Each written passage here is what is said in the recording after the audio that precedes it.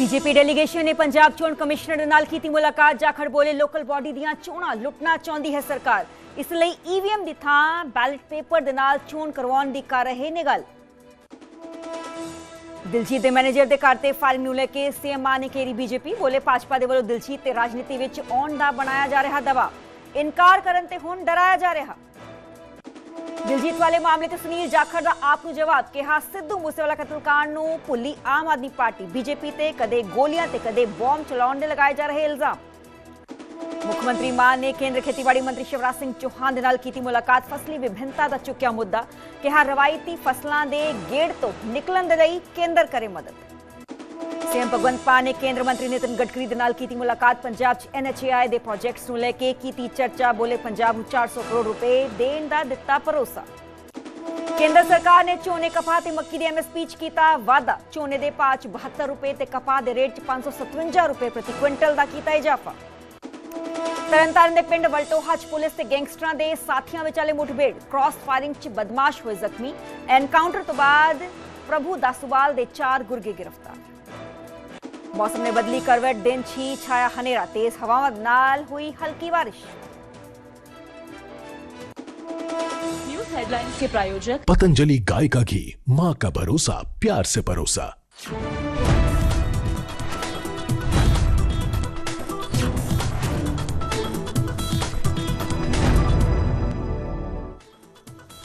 सत श्री अकाल जी, मैं हां सरबजोत कौर। न्यूज़ 18 पंजाब हरियाणा देख रहे सारे दर्शकों का स्वागत है।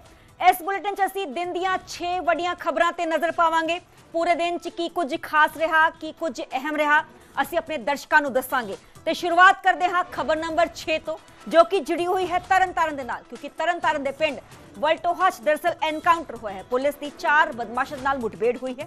दस के गैंगस्टर प्रभु दासूवाल दे गुरगे मुलजम हन ते मुलजमां ने पुलिस ते गोलियां भी चलाईयां ते पुलिस दे वल्लों अपने डिफेंस च गोलियां चलाई गईयां ते जवाबी कार्रवाई च मुलजमां नूं गोली भी लगी है ते सनी सुखविंदर ते आकाश ते वजो इन्हां दी पछाण कीती गई है ते गैंगस्टर प्रभु दासूवाल दे गुरगे ए दस्से जा रहे हैं। तरनताਰਨ च एनकाउंटर हुआ है ते दस दे कि पुलिस ने रुकन का इशारा किया, ये बदमाश रुके नहीं। पुलिस को खुफिया इनपुट से जिस शब्द चलते ये पूरी कार्रवाई की गई। मौके दी तस्वीरां तुसीं देख पा रहे हो, पुलिस मुलाजम मौके पर पहुंचे।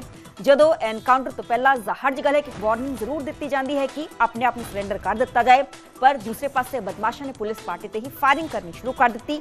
जवाबी कार्रवाई पुलिस के वलों भी की गई। तो इस जवाबी कार्रवाई च मुलजम के पैर च गोली लगी, क्योंकि सब तो पहला पुलिस का टारगेट होंदा है पैरा वाल ही। तो जवाबी फायरिंग च मुलजमां नूं गोली लगी है, पर 4 बदमाशां दे नाल मुठभेड़ हुई है, जिन्हां नूं एट लास्ट पुलिस के वलों काबू कर लिया गया। मिशन ते बेस ते रुकन का इशारा किया। ਜਦੋਂ ਉਹਨਾਂ ਨੂੰ ਕਾਰਨਰ ਕਰਨ ਦੀ ਕੋਸ਼ਿਸ਼ ਕੀਤੀ, ਉਹਨਾਂ ਨੇ ਪੁਲਿਸ ਟੀਮ ਤੇ ਫਾਇਰ ਕੀਤਾ। ਰਿਟੈਲੀਏਸ਼ਨ ਤੇ ਕ੍ਰਾਸ ਫਾਇਰਿੰਗ 'ਚ ਜਿਹੜਾ ਹੈਗਾ ਪੁਲਿਸ ਨੇ ਜਦੋਂ ਫਾਇਰ ਕੀਤਾ ਹੈਗਾ, ਉਹਨਾਂ ਦੇ ਲੈਗ ਸ਼ਾਟ ਇੰਜਰੀਜ਼ ਹੋਈ ਹੈਗੀ ਤੇ ਉਹਨਾਂ ਨੂੰ ਇਮੀਡੀਏਟਲੀ ਹਸਪੀਟਲ ਰਸ਼ ਕੀਤਾ ਗਿਆ। ਇਨ ਬਿਟਵੀਨ ਜਦੋਂ ਸਾਡੀ ਪੁਲਿਸ ਟੀਮ ਇੱਥੇ ਕ੍ਰਾਈਮ ਸੀਨ ਸਿਕਿਉਰ ਕਰਕੇ ਤੇ ਐਫਐਸਐਲ ਟੀਮ ਦਾ ਵੇਟ ਕਰ ਰਹੀ ਸੀਗੀ, ਉਦੋਂ 2 ਹੋਰ ਲੜਕੇ ਮੋਟਰਸਾਈਕਲ ਤੇ ਆਏ ਤੇ ਜਿਨ੍ਹਾਂ ਨੇ ਪੁਲਿਸ ਟੀਮ ਤੇ ਅਟੈਕ ਕੀਤਾ।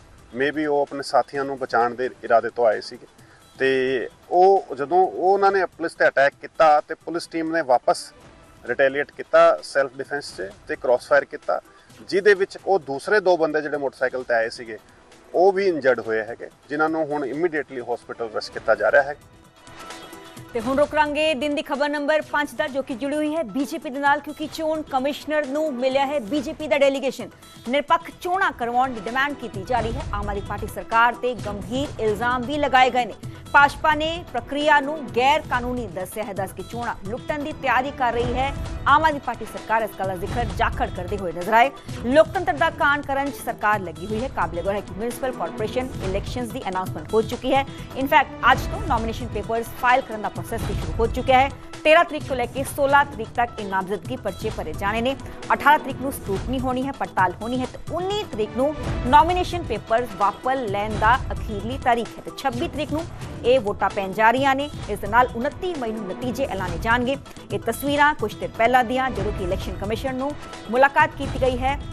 बीजेपी के वफद के वालों सुनील जाखड़ की अगवाई च मुलाकात की गई है, क्योंकि पहले जो ईवीएम के नाल ये वोटां पैणियां सी, पर हुण बैलेट पेपर के नाल ये वोटां पवाउण का जिक्र हो रहा है, जिस नूं लेके सवाल खड़े किए गए बीजेपी के वालों।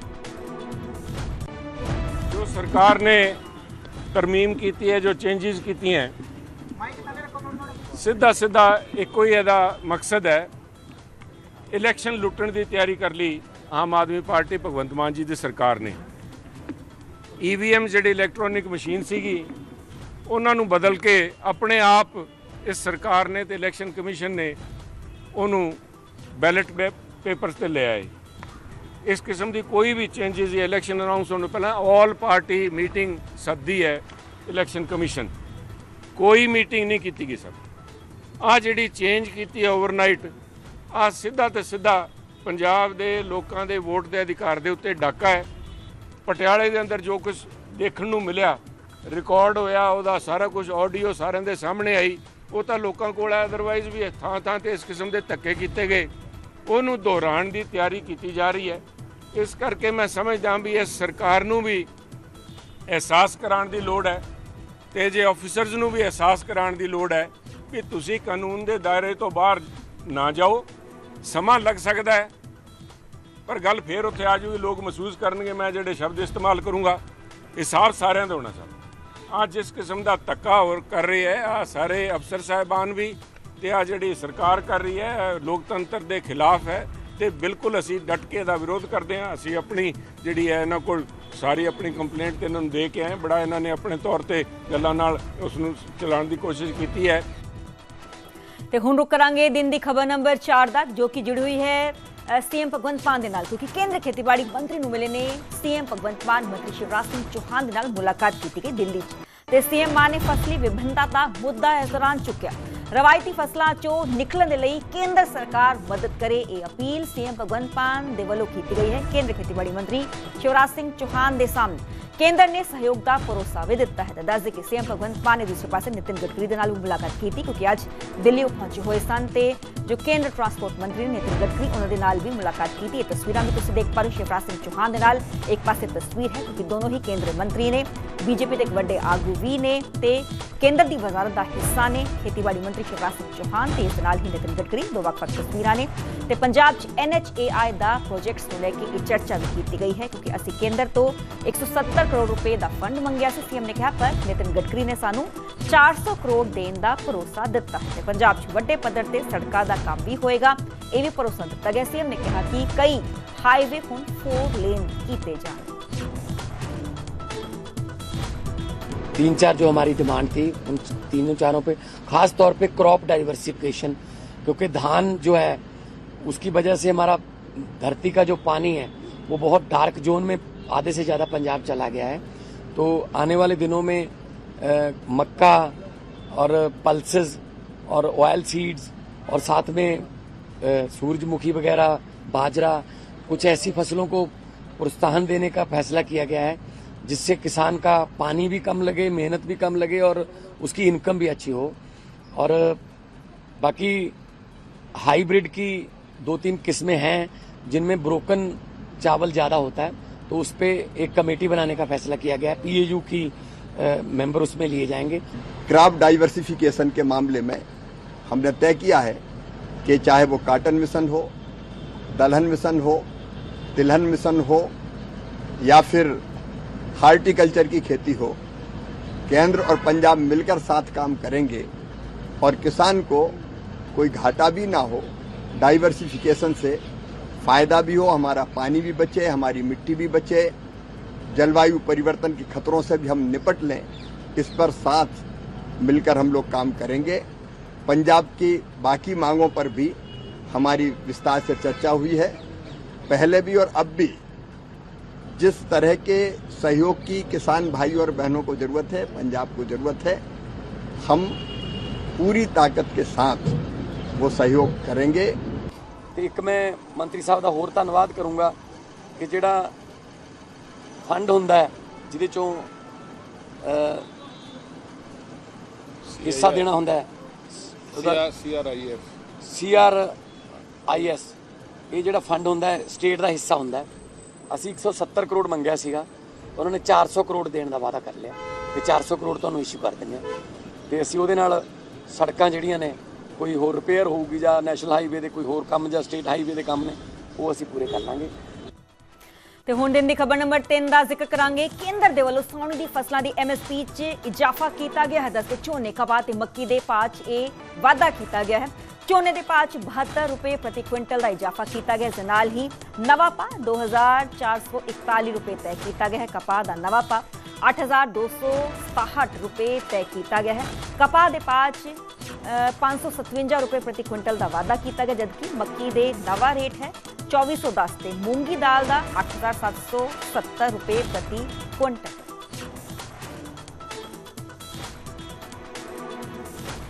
खरीफ के लिए जो फैसला लिया गया उसमें करीब जितने भी खरीफ के क्रॉप्स हैं उन सब में कॉस्ट प्लस 50% या 50 से अधिक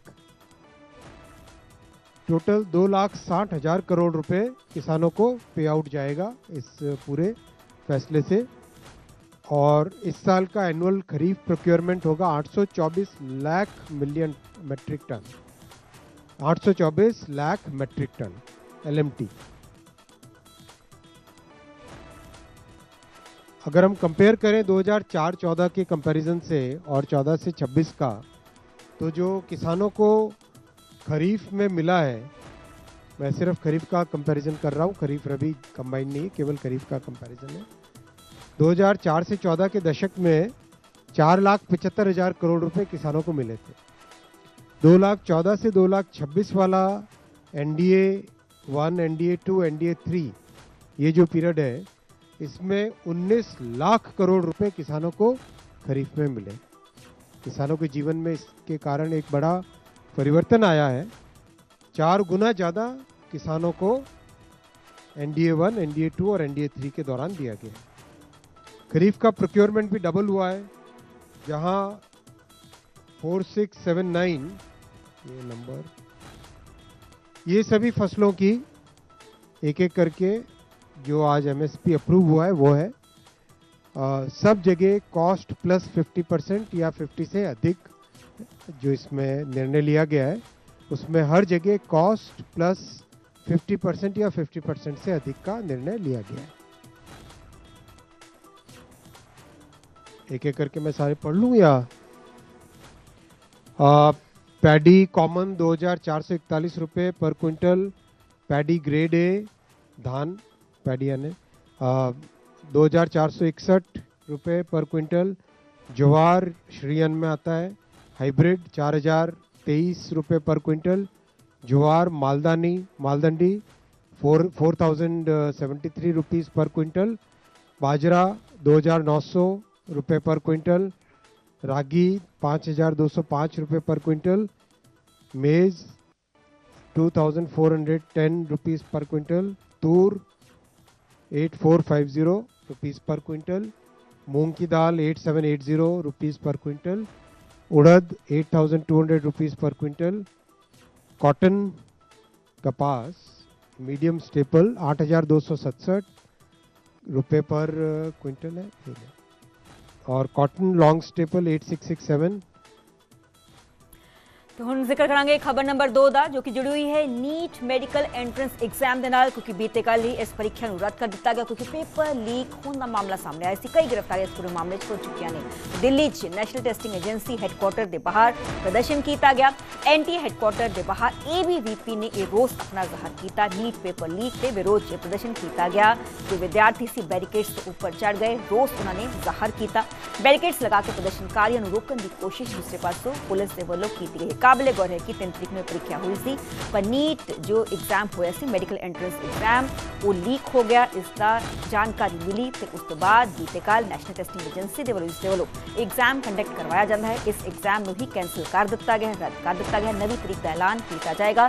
ਜੋ ਵਿਦਿਆਰਥੀ ਹੋਣਗੇ ਪੁਰਾਣੇ ਐਡਮਿਟ ਕਾਰਡ ਤੇ ਹੀ ਜੋ ਨਵੀਂ ਤਰੀਕ ਹੋਏਗਾ ਆਪਣੇ ਐਗਜ਼ਾਮੀਨੇਸ਼ਨ ਸੈਂਟਰ ਪਹੁੰਚ ਕੇ ਪ੍ਰੀਖਿਆ ਦੇਣਗੇ। ਪਰ ਉਸ ਤੋਂ ਪਹਿਲਾਂ ਇਹ ਪੂਰਾ ਪ੍ਰਦਰਸ਼ਨ ਹੁਣ ਵਿਦਿਆਰਥੀਆਂ ਦੇ ਵੱਲੋਂ ਕੀਤਾ ਜਾ ਰਿਹਾ। ਬੀਤੇ ਕੱਲ੍ਹ ਵੀ NSUI ਦੇ ਜੋ ਵਰਕਰਸ ਨੇ, ਸਟੂਡੈਂਟਸ ਨੇ, ਉਹਨਾਂ ਦੇ ਵੱਲੋਂ ਇਹ ਪ੍ਰਦਰਸ਼ਨ ਕੀਤਾ ਗਿਆ ਸੀ ਤੇ ਅੱਜ ABVP ਦੇ ਜੋ ਪ੍ਰਦਰਸ਼ਨਕਾਰੀ ਨੇ ਉਹਨਾਂ ਦੇ ਵੱਲੋਂ ਇਹ ਪ੍ਰਦਰਸ਼ਨ ਜ਼ਾਹਰ ਕੀਤਾ ਗਿਆ। ये कंपटीशन है, ये बोर्ड एग्जाम नहीं है। बोर्ड एग्जाम में आप 10 बार बैठे हो, दिन में 5 बार बैठ के दे देगा। उसमें ये होता है बोर्ड एग्जाम में, हाँ आप 80% के लायक है तो 80%, ना 100% के लायक है 100%। यहाँ वो नहीं होता है, यहाँ एक नंबर से आपकी पूरी जिंदगी बर्बाद हो सकती है। तो कोई कैसे देगा? एक नॉर्मल गांव का मुखिया होता है जो चुनाव जीतता है, या वार्ड मेंबर होता है, उससे कहिए तुम चुनाव जीत गए हो ना, चलो दोबारा चुनाव करा लेते हैं, क्या डर है? कराएगा। और ये लोग क्या कहते हैं कि बच्चे करा ले। नीट पेपर जो लीक किया उसको फांसी दीजिए, कोई सजा नहीं होगा। एनटीए के एक अधिकारी की कोई सजा नहीं होगा। हमें तो लगता है कहीं प्रमोशन ना हो जाए उन लोगों। आरएसएस ਦੇ नंबर 2 देखो जी, बड़ी बदकिस्मती की गल है कि बच्चे इन्ना मेहनत करते हैं, दिन रात पढ़ते हैं, तो एन मौके पर पता लगता है कि पेपर लीक हो गया। तो पेपर फूटा सपना टूटा, इनू पेपर फूटा कहते हैं गुजरात से जो असीं जांदे सी। बड़ा मतलब देश की सरकार नूं इस गल ते गौर करना चाहिए कि एक पेपर नहीं लै सकते वो वधिया तरीके नाल, और खास तौर पर वो पेपर जिहड़ा नीट वर्गा पेपर जिहदे च डॉक्टर बनने ने, अगे जाके अगे IIT जाना है, ठीक है ना। सो ये फेलियर है सरकार का। अगर नेपाल का और बांग्लादेश का जेनजी सड़कों पे उतर के अपने देश की सरकारों को बदल सकता है, तो हमारे देश का जेनजी पेपर लीक करने वाले मंत्रियों को जेल नहीं भेज सकता, भेज सकता है। मुझे अपने देश के जेनजी पे पूरा भरोसा है। ये देश आपका है। इस देश के नेताओं को इस देश में कोई इंटरेस्ट नहीं है। इस देश के नेताओं के बच्चे विदेशों में पढ़ते हैं। हमारे देश के एक बहुत बड़े नेता ने कहा था, जरूरत पड़ी तो झोला उठा के चल दूंगा। मैं और आप तो झोला उठा के नहीं जाएंगे ना। हमारे बीवी बच्चे तो इसी देश में रहते हैं। हम तो इसी देश की पैदाइश हैं, हम तो इसी देश की मिट्टी के हैं, हम तो इसी देश के हैं। हमें तो इसी देश में रहना है, तो बचाना तो इस देश को हमें और आपको ही पड़ेगा। और अंत में एक बात मैं उन लोगों को कहना चाहता हूं जो लोग कहते हैं कि सिस्टम फेल हो गया, सिस्टम फेल हो गया, सिस्टम फेल हो गया। मैं आपकी भावना को समझता हूं, लेकिन जब आप सिस्टम की बातें करते हैं तो अनजाने में आप उन नेताओं को बचा रहे हैं जो नेता इस पूरे घिनौने खेल में शामिल हैं। अगर एक के बाद एक 10 साल साल 10 साल नीट के पेपर लीक हो रहे हैं, तो पैसा सबसे टॉप पे पहुंच रहा है, सबसे टॉप पे। ऐसे ही पेपर लीक नहीं हो जाते, नीट के जैसे पेपर ऐसे ही लीक नहीं हो जाते, पैसा सबसे टॉप पे पहुंचे। तो जब आप सिस्टम की बात करते हैं तो आप उस टॉप को बचा रहे हैं, अनजाने में बचा रहे हैं। मैं जानता हूं आपकी मंशा नहीं है, लेकिन अनजाने में उस टॉप। ये सिस्टम कोई इमेजिनरी नहीं होता, फिक्शन नहीं होता, सिस्टम हवा में नहीं होता। सिस्टम के पीछे लोग हैं। सीधे आरोप लगाइए जो इस खेल के अंदर शामिल है, उनको जेल में भेजिए, सड़कों पे उतरिए, आंदोलन कीजिए और इस घिनौने खेल को बंद कीजिए। नेपाल का और बांग्लादेश का जेनजी सड़कों पे उतर के अपने देश की सरकारों को बदल सकता है, तो हमारे देश का जेनजी पेपर लीक करने वाले मंत्रियों को जेल नहीं भेज सकता, भेज सकता है। मुझे अपने देश के जेनजी पे पूरा भरोसा है। ये देश आपका है। इस देश के नेताओं को इस देश में कोई इंटरेस्ट नहीं है। इस देश के नेताओं के बच्चे विदेशों में पढ़ते हैं। हमारे देश के एक बहुत बड़े नेता ने कहा था, जरूरत पड़ी तो झोला उठा के चल दूंगा। मैं और आप तो झोला उठा के नहीं जाएंगे ना। हमारे बीवी बच्चे तो इसी देश में रहते हैं। हम तो इसी देश की पैदाइश हैं, हम तो इसी देश की मिट्टी के हैं, हम तो इसी देश के हैं। हमें तो इसी देश में रहना है, तो बचाना तो इस देश को हमें और आपको ही पड़ेगा। तो दिन ਦੀ ਸਭ ਤੋਂ ਵੱਡੀ ਖਬਰ ਦਾ ਜ਼ਿਕਰ ਕਰਾਂਗੇ ਜੋ ਕਿ ਜੁੜੀ ਹੋਈ ਹੈ ਦਿਲਜੀਤ ਦੋਸਾਂਝ ਦੇ ਨਾਲ, ਕਿਉਂਕਿ ਦਿਲਜੀਤ ਦੋਸਾਂਝ ਦੇ ਮੈਨੇਜਰ ਦੇ ਘਰ ਦੇ ਫਾਇਰਿੰਗ ਦੇ ਮਾਮਲੇ 'ਚ ਮੁੱਖ ਮੰਤਰੀ ਭਗਵੰਤ ਮਾਨ ਨੇ ਬੀਜੇਪੀ ਤੇ ਤਿੱਖਾ ਨਿਸ਼ਾਨਾ ਸਾਧਿਆ। ਭਾਜਪਾ ਦੇ ਵੱਲੋਂ ਦਿਲਜੀਤ ਤੇ ਦਬਾਅ ਬਣਾਇਆ ਜਾ ਰਿਹਾ, ਇਸ ਗੱਲ ਦਾ ਜ਼ਿਕਰ ਸੀਐਮ ਭਗਵੰਤ ਮਾਨ ਕਰਦੇ ਹੋਏ ਨਜ਼ਰ ਆਏ। ਸਿਆਸਤ 'ਚ ਆਉਣ ਦਾ ਦਬਾਅ ਉਹਨਾਂ ਤੇ ਪਾਇਆ ਜਾ ਰਿਹਾ ਹੈ। ਡਰਾਉਣ ਦੀ ਰਾਜਨੀਤੀ ਨਹੀਂ ਕਰਨੀ ਚਾਹੀਦੀ, ਇਹ ਵੀ ਸੀਐਮ ਕਹਿੰਦੇ ਹੋਏ ਨਜ਼ਰ ਆਏ ਨੇ। ਕਲਾਕਾਰ ਨੂੰ ਮੋਹਰਾ ਨਹੀਂ ਬਣਾਉਣਾ ਚਾਹੀਦਾ ਹੈ। ਕਾਬਿਲੇ ਗੌਰ ਹੈ ਕਿ ਇਸ ਤੋਂ ਪਹਿਲਾਂ ਆਮ ਆਦਮੀ ਪਾਰਟੀ ਨੇ ਇਲਜ਼ਾਮ ਲਗਾਇਆ ਸੀ ਕਿ ਗੁਰਪ੍ਰਤਾਪ ਕੰਗ ਦੇ ਘਰ ਤੇ ਫਾਇਰਿੰਗ ਪਿੱਛੇ बीजेपी है। बीजेपी ने दिलजीत को पार्टी शामिल होने की पेशकश की थी। आपने इल्जाम लगाया कि दिलजीत ने बीजेपी शामिल होने तो जदों कोरी ना कर दी तो दिलजीत के मैनेजर के घर से फायरिंग की गई, करवाई गई। ये फायरिंग लॉरेंस बिश्नोई गैंग को करवाई गई। दस दे कि सारी गल लॉरेंस गैंग की कथित पोस्ट तो शुरू हुई है, जिस दावा किया गया कि करनाल के पिंड ਗੋਂਦਰ 'ਚ ਗੁਰਪ੍ਰਤਾਪ ਕੰਗ ਦੇ ਘਰ ਤੇ ਫਾਇਰਿੰਗ ਕੀਤੀ ਗਈ ਹੈ, ਪਰ ਗੁਰਪ੍ਰਤਾਪ ਕੰਗ ਦੇ ਪਿੰਡ ਵਾਲਿਆਂ ਨੇ ਫਾਇਰਿੰਗ ਦੀਆਂ ਖਬਰਾਂ ਨੂੰ ਸਿਰੇ ਤੋਂ ਖਾਰਿਜ ਕੀਤਾ ਹੈ। ਫਿਲਹਾਲ ਪੂਰੇ ਮਾਮਲੇ 'ਚ ਪੁਲਿਸ ਦਾ ਕੋਈ ਵੀ ਅਧਿਕਾਰਤ ऑफिशियल बयान ਹੁਣ तक सामने नहीं आ पाया। पिछले दिन ये गल आई सी सामने कि दिलजीत ਨੂੰ ਭਾਜਪਾ ਵੱਲੋਂ ਪ੍ਰੈਸ਼ਰਾਈਜ਼ ਕੀਤਾ ਜਾ ਰਿਹਾ ਕਿ ਤੂੰ ਰਾਜਨੀਤੀ ਚ ਆ, ਕਿਉਂਕਿ ਜਦੋਂ ਦਾ ਤਮਿਲਨਾਡੂ ਦੇ ਵਿੱਚ ਵਿਜੇ ਦੀ ਜਿੱਤ ਹੋਈ ਇਹਨਾਂ ਨੂੰ ਇਹ ਲੱਗਣ ਲੱਗ ਗਿਆ ਕਿ ਹੁਣ ਲੀਡਰ ਜਿਹੜੇ ਨੇ ਉਹਨਾਂ ਨੂੰ ਤਾਂ ਲੋਕ ਮੂੰਹ ਲਾਉਣੋਂ ਹਟ ਗਏ, ਹੁਣ ਸਿਰਫ ਜਿਹੜੇ ਫੇਮਸ ਪਰਸਨੈਲਿਟੀਆਂ ਨੇ ਉਹਨਾਂ ਨੂੰ ਅੱਗੇ ਲੈ ਆਉਂਦੇ ਆ। ਤਾਂ ਦਿਲਜੀਤ ਹੋਰਾਂ ਨੇ ट्वीट करके भी कहा कि मैं तो एक आर्टिस्ट हाँ, मैं तो अपना काम इंजॉय कर रहा, मेरा काम मैं इंटरटेनमेंट करना। तो फिर ये जी दूजा तरीका होंगे वो मैनेजर ते गोली चलाती या फलाने ने जिम्मेवारी ले ली, ये डराउण की राजनीति जी है ये नहीं करनी चाहिए। आर्टिस्ट नूं अपना काम आर्टिस्ट के तौर पर जोड़ा इंटरटेनर जोड़ा होंगे उन्होंने इंटरटेनमेंट का काम करना चाहिए, ना कि ਉਹ ਕਿਸੇ ਲਈ ਮੋਹਰਾ ਬਣੇ ਜਾਂ ਕਿਸੇ ਦੇ ਉਹਨਾਂ ਦੇ ਮੋਢਿਆਂ ਤੇ ਧਰ ਕੇ ਕੋਈ ਚਲਾਈ ਜਾਵੇ। ਤਮਿਲਨਾਡੂ ਦੇ ਵਿੱਚ ਵਿਜੇ ਦੀ ਜਿੱਤ ਹੋਈ, ਇਹਨਾਂ ਨੂੰ ਇਹ ਲੱਗਣ ਲੱਗ ਗਿਆ ਕਿ ਹੁਣ ਲੀਡਰ ਜਿਹੜੇ ਨੇ ਉਹਨਾਂ ਨੂੰ ਤਾਂ ਲੋਕ ਮੂੰਹ ਲਾਉਣੋਂ ਹਟ ਗਏ, ਹੁਣ ਸਿਰਫ ਜਿਹੜੇ ਫੇਮਸ ਪਰਸਨੈਲਿਟੀਆਂ ਨੇ ਉਹਨਾਂ ਨੂੰ ਅੱਗੇ ਲੈ ਆਉਂਦੇ ਆ। ਇਹ ਡਰਾਉਣ ਦੀ ਰਾਜਨੀਤੀ ਜਿਹੜੀ ਹੈ ਇਹ ਨਹੀਂ ਕਰਨੀ ਚਾਹੀਦੀ। ਆਰਟਿਸਟ ਨੂੰ ਆਪਣਾ ਕੰਮ ਆਰਟਿਸਟ ਦੇ ਤੌਰ ਤੇ ਜਿਹੜਾ ਇੰਟਰਟੇਨਰ ਜਿਹੜਾ ਹੁੰਦਾ ਉਹਨੂੰ ਇੰਟਰਟੇਨਮੈਂਟ ਦਾ ਕੰਮ ਕਰਨਾ ਚਾਹੀਦਾ, ਨਾ ਕਿ ਉਹ ਕਿਸੇ ਲਈ ਮੋਹਰਾ ਬਣੇ ਜਾਂ ਕਿਸੇ ਦੇ ਉਹਨਾਂ ਦੇ ਮੋਢਿਆਂ ਤੇ ਧਰ ਕੇ ਕੋਈ ਚਲਾਈ ਜਾਵੇ। ਸੋ ਇੱਥੋਂ ਪਤਾ ਲੱਗਦਾ ਕਿ ਭਾਰਤੀ ਜਨਤਾ ਪਾਰਟੀ ਜਿਹੜੀ ਆ ਉਹ ਗੈਂਗਸਟਰਾਂ ਦਾ ਪ੍ਰਯੋਗ ਕਰਕੇ ਇਸ ਦੇਸ਼ ਦੇ ਜਿਹੜੇ ਵੱਡੇ ਸੈਲੀਬ੍ਰਿਟੀ ਦੇ ਨੂੰ ਡਰਾ ਰਹੀ ਆ, ਇਸ ਦੇਸ਼ ਦੇ ਵੱਡੇ ਵੱਡੇ ਕਾਰੋਬਾਰੀ ਨੂੰ ਡਰਾ ਰਹੀ ਆ। ਸੋ ਦਾ ਐਂਟੀ ਪੰਜਾਬ ਚਿਹਰਾ ਜਿਹੜਾ ਭਾਰਤੀ ਜਨਤਾ ਪਾਰਟੀ ਦਾ ਲੰਗਾ ਹੋ ਗਿਆ ਕਿ ਕਿਸ ਤਰ੍ਹਾਂ ਸਾਡੇ ਜਿਹੜੇ ਸੈਲੀਬ੍ਰਿਟੀ ਨੇ ਉਹਨਾਂ ਨੂੰ ਨਿਸ਼ਾਨਾ ਬਣਾਇਆ ਜਾ ਰਿਹਾ, ਡਰਾਇਆ ਜਾ ਰਿਹਾ, ਧਮਕਾਇਆ ਜਾ ਰਿਹਾ, ਔਰ ਐਂਟੀ ਪੰਜਾਬ ਰੋਲ ਜਿਹੜਾ ਭਾਰਤੀ ਜਨਤਾ ਪਾਰਟੀ ਤੋਂ ਸਾਹਮਣੇ ਹੁਣ ਸ਼ਰੇਆਮ ਆ ਗਿਆ। ਹੁਣ ਬੱਚੇ ਨੂੰ ਪਤਾ ਲੱਗ ਗਿਆ ਕਿ ਭਾਰਤੀ ਜਨਤਾ ਪਾਰਟੀ ਜਿਹੜੀ ਆ ਉਹ ਕੋਝੇ ਹੱਥਕੰਡੇ ਬਣਾ ਰਹੀ ਆ। ਅੱਜ ਇਹਨਾਂ ਨੂੰ ਦਲਜੀਤ ਦੋਸਾਂਝ ਯਾਦ ਆ ਗਿਆ ਜਿਸ ਤੇ ਗੋਲੀ ਚੱਲੀ ਹੈ, ਤੇ ਜਿਸ ਦਿਨ ਮੂਸੇ ਵਾਲੇ ਦਾ ਜਾ ਕੇ ਸਿਕਿਉਰਿਟੀ ਵਿਡਰਾਅ ਕੀਤੀ ਸੀ ਉਹਦੀ ਇਹਨਾਂ ਨੇ ਅੱਜ ਤਾਈਂ ਤਾਂ ਉਹ ਤਾਂ ਮੇਰੇ ਖਿਆਲ ਪਰਚਾ ਵੀ ਨਹੀਂ ਦਰਜ ਹੋਇਆ। ਸੀਐਮ ਸਾਹਿਬ ਤੇ ਆਪ ਤੇ ਹੋਣਾ ਚਾਹੀਦਾ ਸੀ, ਉਹਨਾਂ ਦੇ ਆਪ ਦੇ ਟਵਿੱਟਰ ਤੋਂ ਉਹਨਾਂ ਨੇ ਕੀਤਾ ਸੀਗਾ ਵੀ ਅਸੀਂ ਉਹਦੇ ਮੂਸੇ ਵਾਲੇ ਦੀ ਸਿਕਿਉਰਿਟੀ ਵਿਡਰਾਅ ਕਰਾ ਲਈ। ਆ ਤਾਂ ਹੁਣ ਮੈਂ ਫੇਰ ਕਹਿ ਰਿਹਾ ਸਾਹਿਬ, ਜਿਹੜਾ ਮੁਹਾਵਰਾ ਉਹ ਹੀ ਲਾਗੂ ਹੁੰਦਾ ਹੈ, ਖਿਸਿਆਣੀ ਬਿੱਲੀ ਖੰਭਾ ਨੋਚੇ।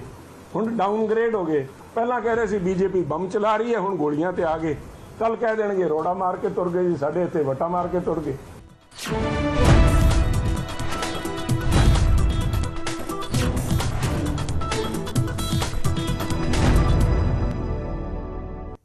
ਤੇ ਹੁਣ ਗੱਲ ਕਰਾਂਗੇ ਪੰਜਾਬ ਹਰਿਆਣਾ ਹਾਈ ਕੋਰਟ ਦੀ, ਜਿਨ੍ਹਾਂ ਦੇ ਵੱਲੋਂ ਪੰਜਾਬ ਸਰਕਾਰ ਨੂੰ ਆਦੇਸ਼ ਦਿੱਤੇ ਗਏ ਨੇ ਕਿ ਸਾਰੇ ਜ਼ਿਲ੍ਹਾ ਹਸਪਤਾਲਸ ICU ਦੀ ਸੁਵਿਧਾ ਉੱਥੇ ਉਪਲਬਧ ਕਰਵਾਈ ਜਾਏ। MRI CT ਸਕੈਨ ਮਸ਼ੀਨਾਂ ਦੀ ਉਪਲਬਧ ਕਰਵਾਈਆਂ ਜਾਣ।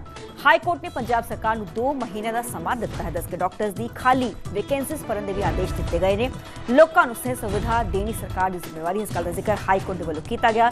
ਮਲੇਰਕੋਟਲਾ ਜ਼ਿਲ੍ਹਾ ਹਸਪਤਾਲ 'ਚ ਸੁਵਿਧਾਵਾਂ ਦੀ ਘਾਟ ਨੂੰ ਲੈ ਕੇ ਜਨਹਿਤ ਪਟੀਸ਼ਨ ਦਾਖਲ ਕੀਤੀ ਗਈ ਸੀ, ਜਿਸ ਦੀ ਸੁਣਵਾਈ ਕਰਦਿਆਂ ਹਾਈ ਕੋਰਟ ਨੇ ਇਸ ਵਿੱਚ ਪੰਜਾਬ ਦੇ ਸਾਰੇ ਜ਼ਿਲ੍ਹਾ ਹਸਪਤਾਲਸ ਨੂੰ ਸ਼ਾਮਲ ਕਰ ਲਿਆ ਹੈ ਅਤੇ ਹੁਣ ਸਰਕਾਰ ਨੂੰ ਆਦੇਸ਼ ਦਿੱਤੇ ਨੇ ਕਿ ਸਰਕਾਰੀ ਹਸਪਤਾਲਸ ICU MRI CT ਸਕੈਨ ਮਸ਼ੀਨਾਂ ਦੀ ਸੁਵਿਧਾ ਦਿੱਤੀ ਜਾਏ।